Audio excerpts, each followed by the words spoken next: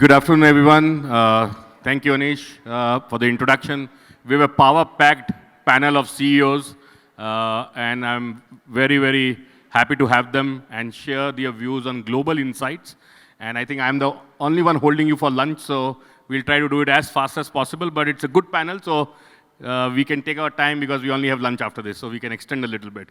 But what I'll do is, because we have a lot of people who have changed their profile over the years, and I'll ask each of them to give a little bit of introduction about what they're doing now, and how and what are they seeing in the fashion domain in India. And then we'll go to the global insights after that. We'll start with you, Himanshu. Thanks, Vineet. I would have thought that we will start with you, but but maybe we can start with you and then. Maybe at the end, I will just sum it up, then it'll be better. So, good afternoon, everyone. My name is Himanshu, and I represent Stellaro brands. We are a part of ACE Vector. We've got 3 entities. One is Unicommerce. Many of you in the D2C business would be using it. Then our platform, which is Snapdeal, which I was running till this month beginning, and now of course Stellaro Brands, which is the house of brands that we are creating. Essentially, the difference is that we are creating these brands from scratch with equal focus on both retail and online. Online includes D2C as well as marketplaces. Our brand, which has picked up momentum in the last few months, is Rangita, which is a value brand in the ethnic space. And any signs of what are you seeing in the fashion domain, if you could also a little bit in the Indian context, and then we'll go global. While you're doing the intro will be also helpful. So I think some of the trends which are quite obvious, and from the market point of view, there are 2 parts, right? One is the entire, I think in some way or the other that we are seeing, obsession with fast fashion, and we'll see more of that, and we'll cover that. And there are various tracks within the fast fashion which have emerged, including from the customer side as well as how do you organize the supply chain to deliver that. And then, of course, there's the large mass of Indian people which is wearing ethnic wear, right? Men and women. And that is a trend here to stay. And it will be growing, and it continues to grow.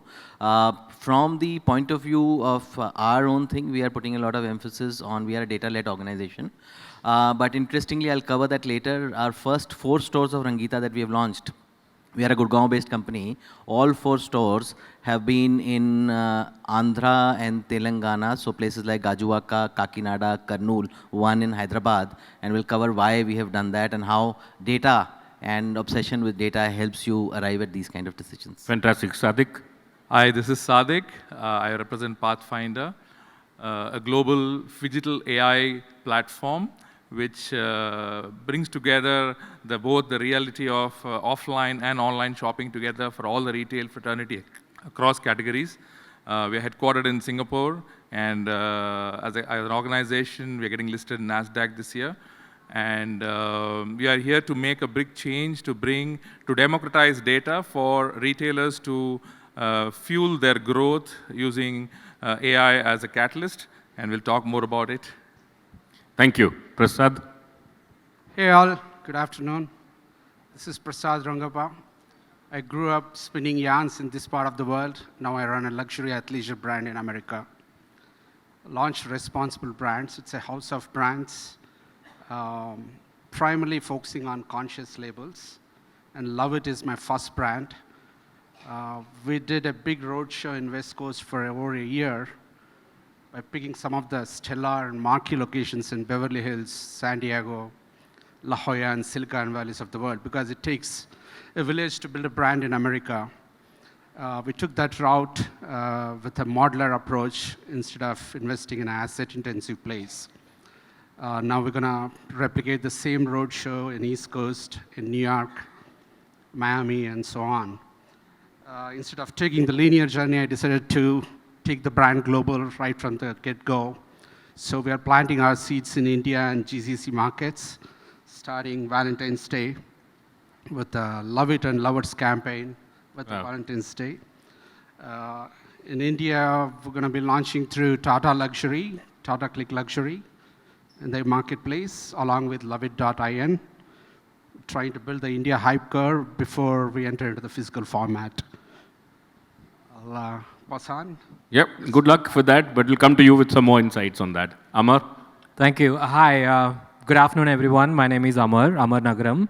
Um, we're trying to build a fashion tech company. In other words, a bunch of engineers have come together to build a fashion brand. So you can imagine what's actually happening there. The first brand that we've built is Virgio, which is a women Western wear brand. We are into sustainability. Maybe over the session, I'll cover the definition of sustainability that we are following. But yeah, there's a lot of interesting stuff happening. So looking forward to the discussion. Thank you. Vineeth, you have been in this and you've seen all this through, so love to have your insights also on what's happening in Indian fashion. Yeah, like Vineet just mentioned, I came into the online space pretty late in my career, so I've seen a bit of both the offline and the online. And I currently look after Ajio.com. That's the fashion arm of retail of Reliance. Yash, Hi, good afternoon. I'm Yash Dongre, the Chief Operating Officer at House of Anita Dongre. We're a young 25-year-old fashion house born in India, but we call ourselves global now. We operate brands like And Global Desi, Anita Dongre. I'm sure some of you are familiar. I think it's an exciting time for fashion in India. There are a lot of changes in this current period. I was just discussing with Vineet earlier that we really see the industry getting polarized in a sense where you have the two ends of the industry really doing well, which is the value and the premium. As a fashion house, our focus is, of course, premium.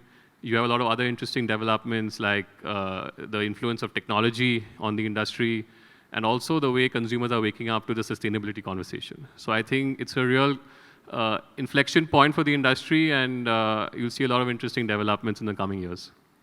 fantastic. I'll come to you, Vineeth, direct first, because you see both spectrums. You see Indian brands and you see global brands, and you also are bringing a lot of global brands. We also spoke a little bit while.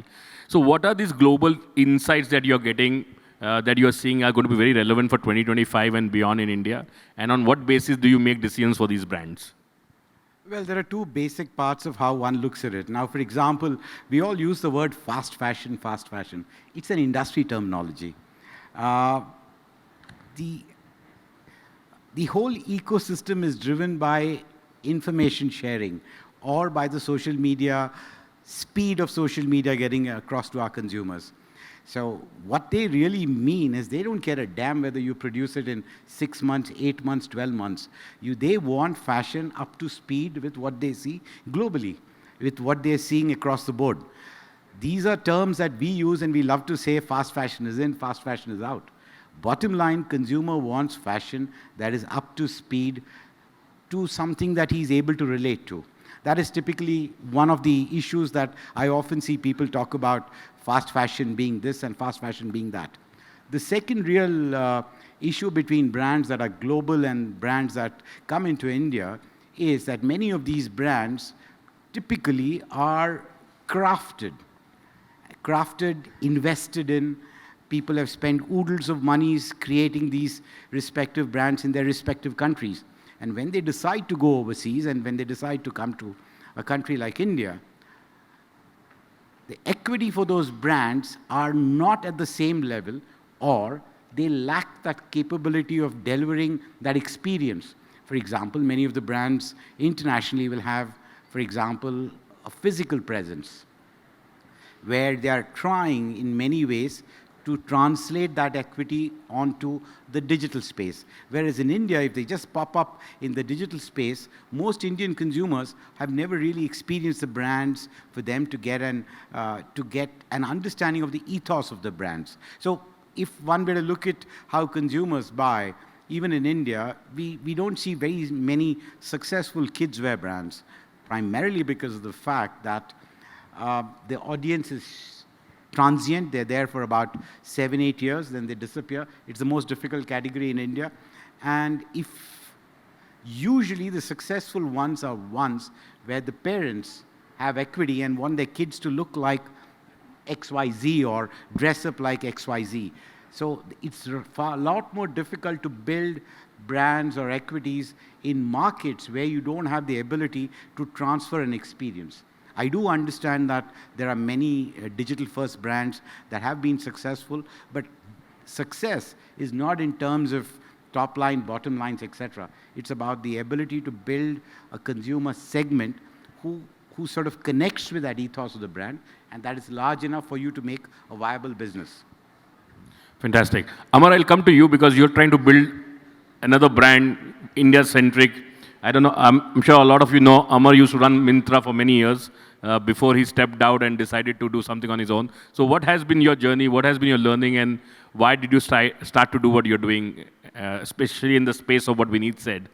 Actually, just extending on Vineet's thoughts here, right?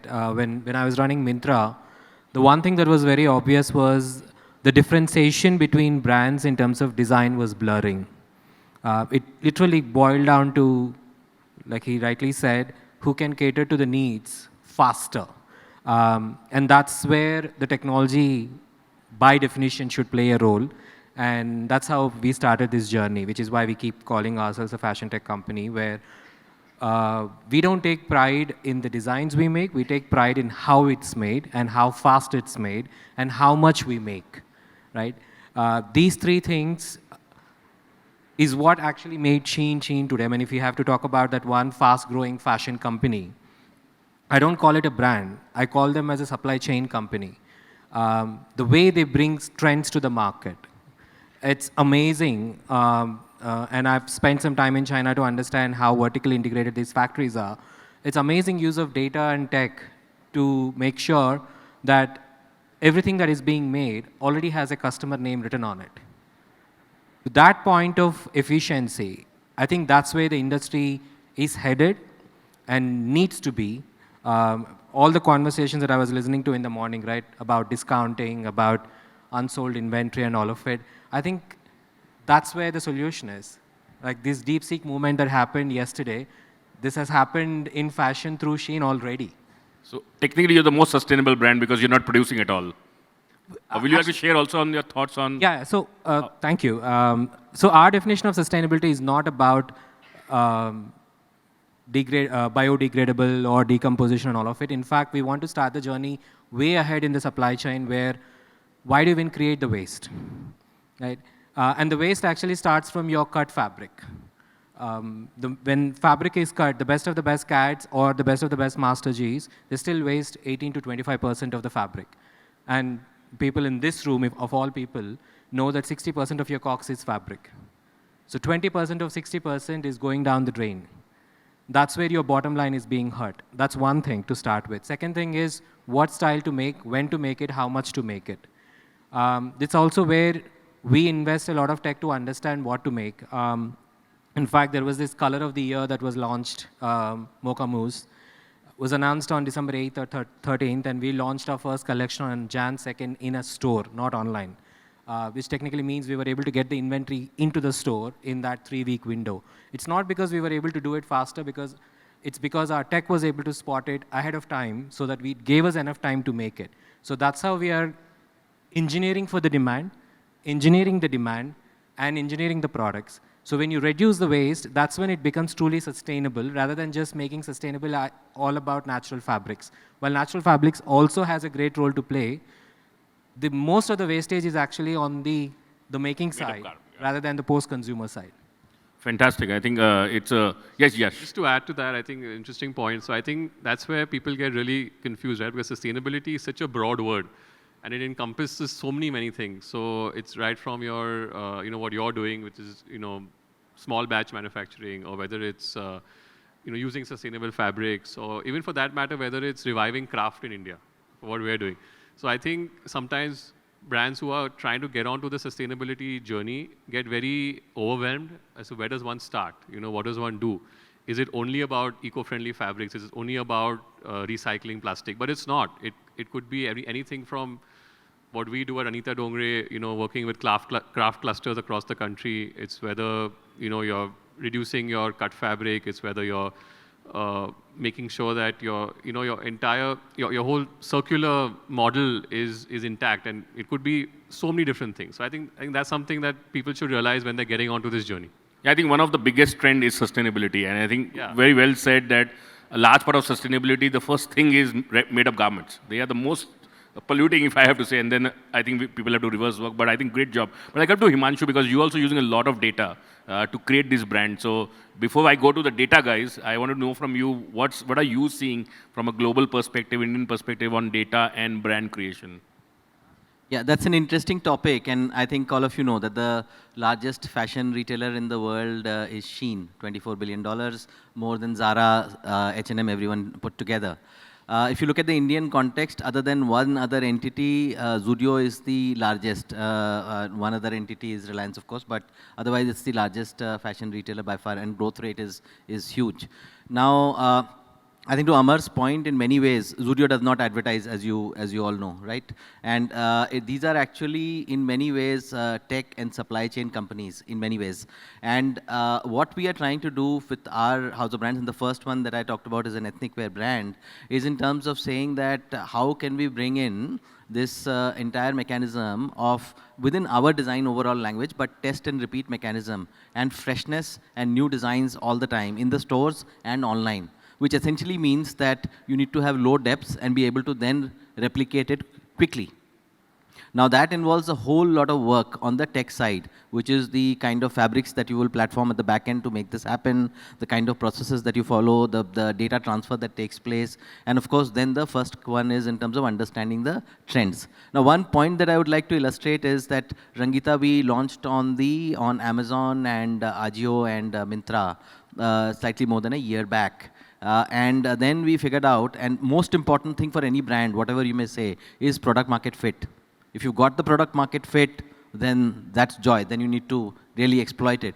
Now, we figured out that our product market fit was the highest. We were sitting in Gurgaon, but our product market fit was the highest in the southern part of the country, and more so in Andhra Pradesh and Telangana.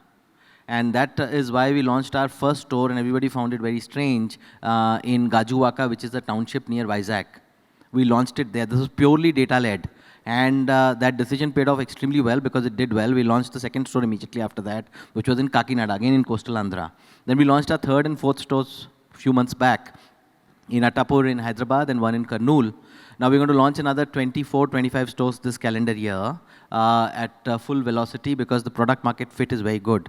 The data that we get is more also from the consumer side, the trends in the market and arriving at that, as also with our technology platforming in some ways on the fabrics with our design language being able to churn it, and most important is to repeat it both for online and the retail part. So there's a lot of technology which is involved, and therefore the number of the styles that we are able to put in our stores and of course in online is significantly higher than a regular brand would do on a per week basis. Yeah, and the norms are very different. Most of you are from retail and online, and you know that. Like online, there is no concept of a collection per se. Very difficult to have unless it's your own D2C site. Store is all about organizing it in some another way, which is in terms of the collection, the look and the feel and the planogram that you have. How do you marry this two in a scientific manner? So there's a lot of data, work, tech that goes beyond the normal when we are trying to create something like this. And we use both the data and the craft and the art to bring these two together. Before I come to Sadique and Prasad, I'll go to Vineeth back. You're doing Shein, and that's also the backbone of the fastest fashion they are doing, and they've been able to become the largest company. What have been your insights? I'm sure you can't share everything, but some of the insights that you could share which could help others to crack this cycle of production, become fast, and become relevant. I think the most important thing and the critical aspect of this business was exactly what Amar said. The ability to figure out which segment of consumers are looking for what, to begin with. Second is to figure out, are they big enough to make it a viable business proposition? And the third was to try and figure out, can we in some way replicate the model that the Shein guys had put together in China? Now, the advantage that they had, and it's been there for some years now, over 10 years, that the whole model is in a physical space of about 6 kilometers. 6 square kilometers. Whereas in India, we're spread all over the country. So if one had to replicate that supply chain sequence, right from yarn to fabric to manufacturing and to produce it within 17 days and, from fabric to, or from ideation to site, it needed possibly one of the biggest investments in technology, where we managed to digitize over 4,000 to 6,000 potential partners to build this. So the whole idea was, it is not going to be so much about whether we are able to create fashion that is bang on to one segment of consumers. The key was that we believed that Shein had a pulse of the consumer, what he or she was looking for. And like we said, all the elements of the marketing mix, from the product, the pricing, the communication, and the platform, had to be in sync with the global experience of Shein. The good bit was Shein was online, so we can afford to be online. And we managed to digitize the ecosystem. And today we are in a position to deliver on a daily basis upwards of 500 options a day. And we will take it up to 1,200 options by the end of the year, every single day. So you're looking at scales that are fairly widespread, and the ability to digitize 5,000-6,000 people who have never possibly got into this. You're talking of fabric vendors, you're talking of trim vendors, you're talking about logistic providers, you're talking about the whole ecosystem coming together in one tunnel. So that has been the whole process, and there's been a lot of muscle put into it. And I think the fact that for a new organization, it would have been a lot more difficult. The fact that we had an offline setup that's very large. On top of that, we had critical mass with Ajio. So in fact, even from a managerial perspective, the people power that we have managed to plow behind Shein has come primarily because in Ajio we've gained the experience of scale. We understand the ability to deal with multiple sets of people. And the difference between commodity and brand, because in the online space, there are lots, we sell commodity. We sell a lot of commodity. And when we sell commodity, there's only one factor called pricing that often plays a critical role. The euphemism is discounting. So at the end of it, we sell a set of brands. We sell a luxury set of brands through Ajio Luxe. We sell premium set of brands through Ajio Gold. And then we also sell a lot of commodities. The bridge between these three and how we expect to shape the Shein story in India is going to be a critical litmus test about how consumers react to Shein in India. Super. I think we all look forward to 500 styles getting delivered every day. So I'll come to Yash. Yash, you operate a brand grown from India, designed in India. How are you looking at these global people coming in and Indian companies also scaling up like Amar? How are you going to compete with them? We're going global. So we're doing it the That's other way. okay. I'd love to hear what you're trying to do there. Yeah, but I think in terms of global brands coming in, of course, you have a lot of the, I'm speaking more from the luxuries point of view, so you have a lot of the designer brands coming in. But I think, and that's the experience we've had going abroad. So when we went international, our first store was in New York. Our second and third stores were in Dubai. We currently operate 3 international locations with a few more in the pipeline. I think the biggest learning we had was localization, right? So when we, for example, went to the US, our target audience was very clear. It was going to be the South Asian diaspora living in America, right? And that worked for us. When we went to Dubai, and we are not the first brand to try our luck in Dubai. There are many brands before us, many designer brands who have entered Dubai and may have not done so well. But I think with us is what we did is we really localized the product for the local Emirati consumer living in the UAE, or I would say the local Arab consumer. So, for example, if any of you have been to an Anita Dongre store, we do these lovely dresses and kurtas. We kind of just modify them to, and made them into kaftans, right? So simple things where you just increase lengths, you increase sleeve lengths, and that, because see, culturally, there are a lot of similarities. The Arab consumer loves Indian design, loves Indian print, but the silhouette has to be modified to suit them. So I think similarly, when brands are coming into India, they can't just take for granted that because they are big brands in Europe or big brands in the US, they will make a success in India. I mean, they have to really come and first see who their target audience in India is. for example, for luxury brands, there is a very, very, very niche market in India, right? And from that market, there are a lot of people who are buying these brands when they're traveling overseas, right? So how do they broaden that base to bring in more consumers? Do they also localize product? Now, I'm not saying every every international brand should come and start doing Bangala jackets and kurtas, but is there a way where they can kind of find a balance where it's maybe a fusion product, like what we did in Dubai, for example? So I don't see it as a threat with so many brands coming into India. I think it's healthy competition, and it just makes us, introspect and do a lot better with what we are doing with our product. Super. I'll come to you, Sadique. Everyone spoke about data, and you are the data guy. You run an AI business, and you said you want to democratize data. So what is that thing that you are seeing in data globally? You're based out of Singapore. I'm sure you're seeing trends that are replicable in India, or something that all businesses should look at from a data perspective. One thing which you can relate within the conversation itself is every brand has spent a lot of money in developing the tech, but it's all internalized. They improve their processes, improve their efficiency, supply chain, etc. But one thing which globally people really required support on tech was to discover your customers, who your customers are, and what is the lifetime value with them. How do I offer hyper-personalize their requirements? How do I take feedbacks from them?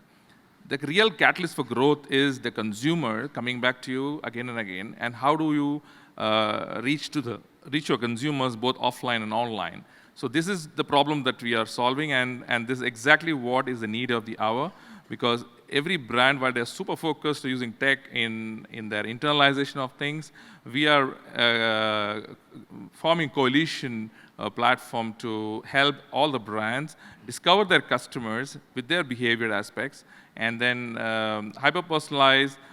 For example, if a store has got some odd sizes lying, the AI would tell which are those consumers who probably pick up from your brand and communicate, because unless the consumer steps into your store, you never know that there's such a size available. So the ability to extend your inventory in a hyper-personalized way to the consumer makes a big difference in getting out of, before you reach your end of sale, while your mid-season itself, your inventory is sold at lesser discount than giving a huge discount, which saves a lot on economies of scale.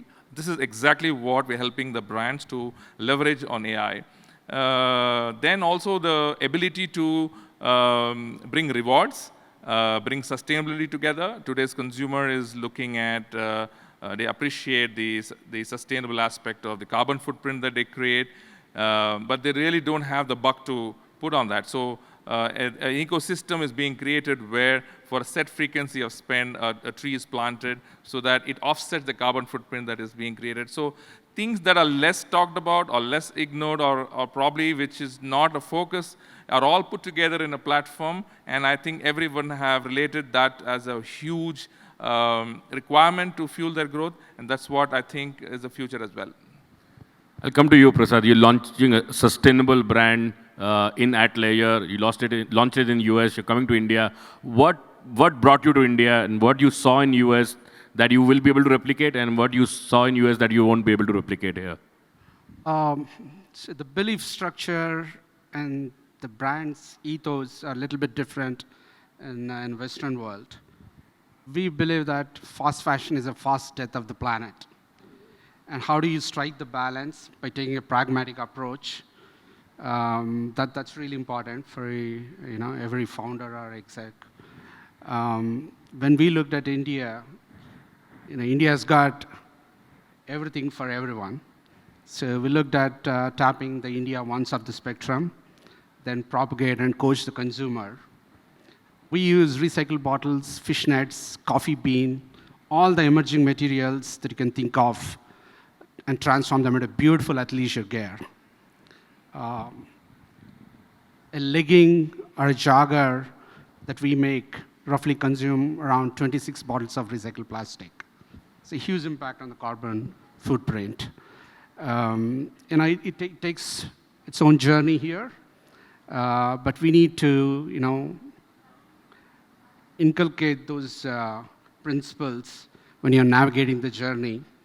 And from market perspective, there's a huge void. All you see is under 3,000 rupees kind of activewear brands. hardly few in the as per luxury or premium as such. So we are trying to fill that void. Again, it's a bootstrap venture. So proud that me and my team could build a global brand coming out of America and with a broader outreach to, Southern Hemisphere here. So I'll ask you one question. How will you compete with Lululemon? Lulu is a 27-year-old brand. Chip started in the garage just like us. I'm a proud son of a car driver of a spinning mill from India, and I'm trying to attempt and build a global brand. It's another good story to showcase to the world that Indians can build global brands as well. And as far as Lulu is concerned, it's a great brand. When it's reaching its own plateau right now. A lot of other players like Alo and Viori, they are clinching the share. You'll see the competitive landscape changing rapidly, and consumer is evolving as well. So we need to align with them. Fantastic. I think the common thread that's come amongst all of us is data. How can you be more agile on your supply chain? Amar spoke about it. Vineet also spoke about it. Himanshu, you've also spoken about it. How do you make it more relevant to Indian consumers rather than just looking at a global approach? And Yash, you are saying Indian brands will go global, and I am a firm believer that in the next decade there will be several Indian brands that will go global. I think that's the next one which Indians will outperform many others. But thank you so much for a great panel. If there's any question, one question at least, if there is. It's such a nice panel. Aapka next panel aaya nahi hai abhi. One question we'll take, okay? Yeah, someone is already stood up already for the question. See, Anish? Yeah, please run quickly. Lunch break का यही तो फायदा है, हम time extend कर सकते हैं. Hi, I'm Shubha Ben-Nur. I'm an associate professor in Thomas Jefferson University. I came just to attend this conference from Philadelphia. Wow. So I've been in the United States for 21 years, and it was really amazing to hear the global insights from wonderful panelists here. Thank you so much. Yeah, so you talked about sustainability, you talked about Shein, fast fashion, and so on. So what is the relationship between fast fashion and sustainability? And how do you see, I see that United States, we are moving towards sustainability, like one of our panelists here said, the Gen Z or the next generation, we are so much invested into sustainability and slow fashion, whereas when we see at Shein, what's next for Shein? Is it a sustainable model? How does it really impact the trends across the globe? I think Vineet, you take the question. How's fast fashion and sustainable linked up? And yeah. Let me answer this from an India perspective, because I don't have much of a perspective beyond India as far as sustainability as a theme is concerned. We haven't been able to monetize it. There is a large audience who has a feel-good factor as far as sustainability as a theme is concerned. But the ability to monetize it, whether the consumer is willing to pay for that aspect, has been a question mark across the Indian ecosystem, not just the digital world. I'm talking of the food delivery business. I'm talking of any business that aspires to bring in a bit of sustainability. Because if you bring in those elements into your whole ecosystem of the brand, you end up usually having to pay a bigger buck for it. And usually the consumer in India is still not in a position for us to be able to make those major calls with regards to monetization. Now, specifically with regards to Shein, the whole ecosystem as far as Shein is concerned, from the supply chain and manufacturing, is about taking Indian fashion global.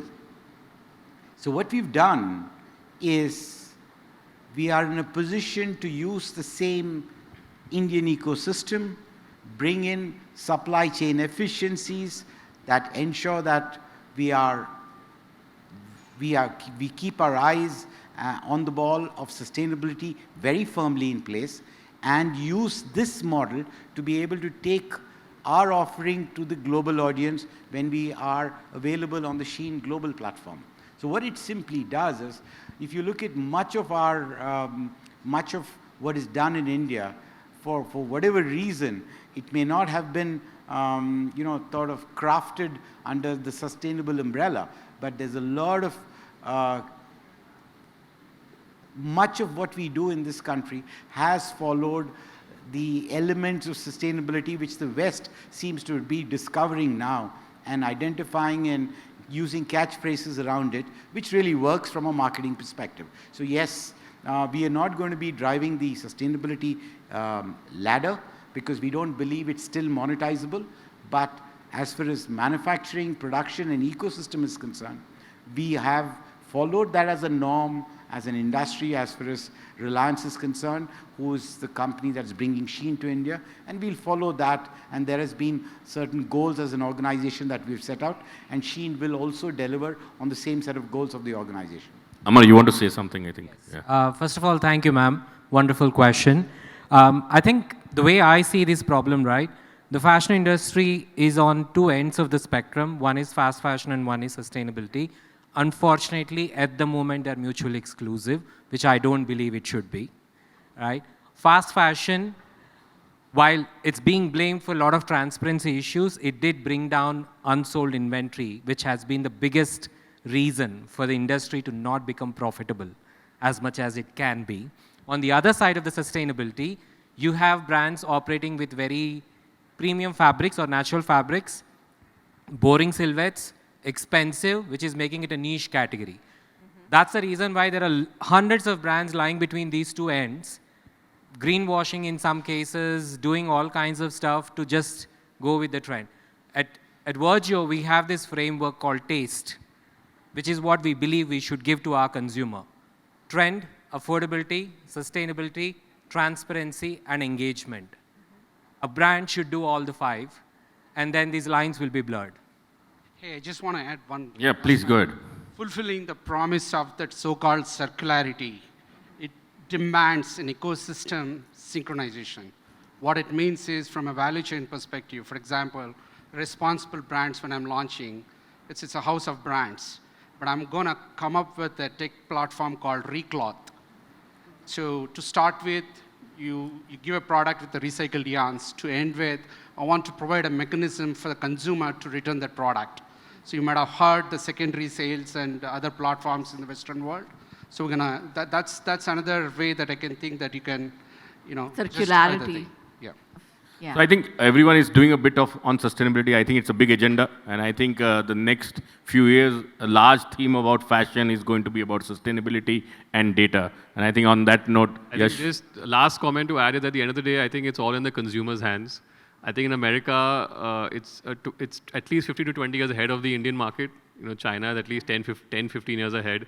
I'm not saying it'll take us 20 years. I'm not saying it'll take us 20 years to catch up, but I'm sure we'll catch up sooner than 15, 20 years. But it's all in the consumer's hands. The minute the consumers decide they want change, then companies and brands will all make sure that they, do a lot more when it comes to sustainability. Thank you. Thank you, everyone. You guys are an amazing panel, and I am sure we all learned something on what to do in the next few years for our businesses. Thank you.